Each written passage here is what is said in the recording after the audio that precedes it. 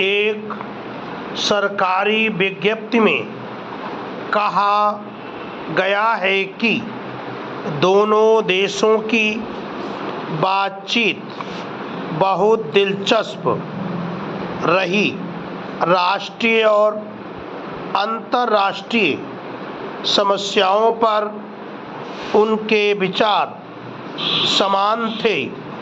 लगभग 3 दिन तक विचार करने के बाद प्रतिनिधियों ने विज्ञप्ति पर हस्ताक्षर किए।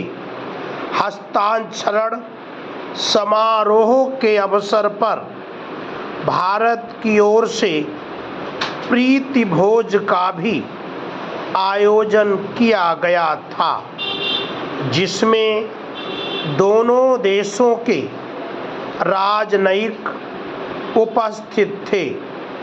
दोनों देशों की राजनीतिक स्थिति पर भी बातचीत हुई।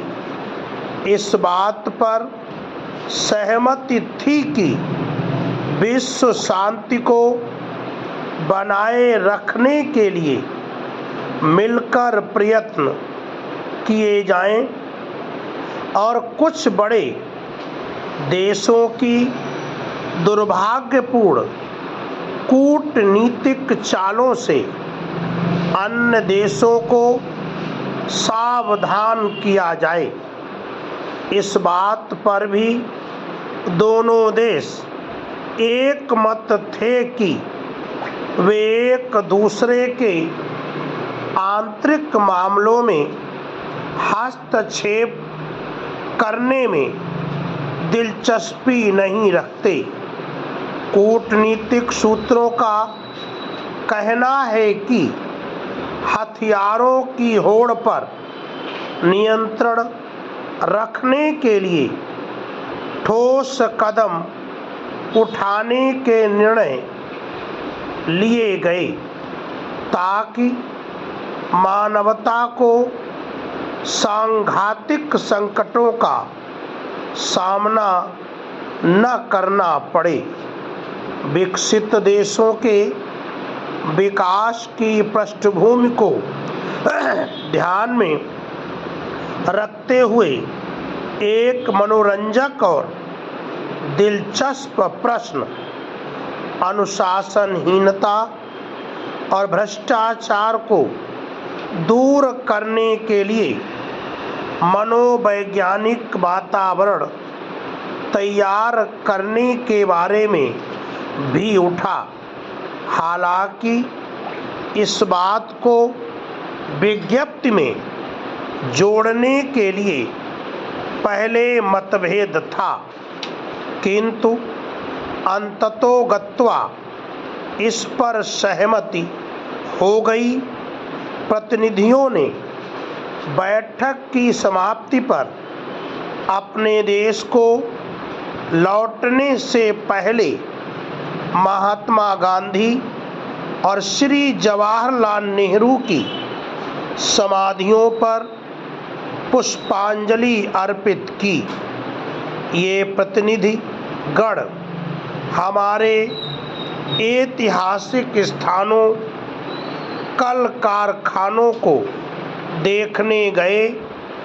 उन्होंने कहा कि हमारे वैज्ञानिकों के व्यावहारिक दृष्टिकोण से अनुसंधान का लाभ तत्काल उद्योगों को मिलने लगा है।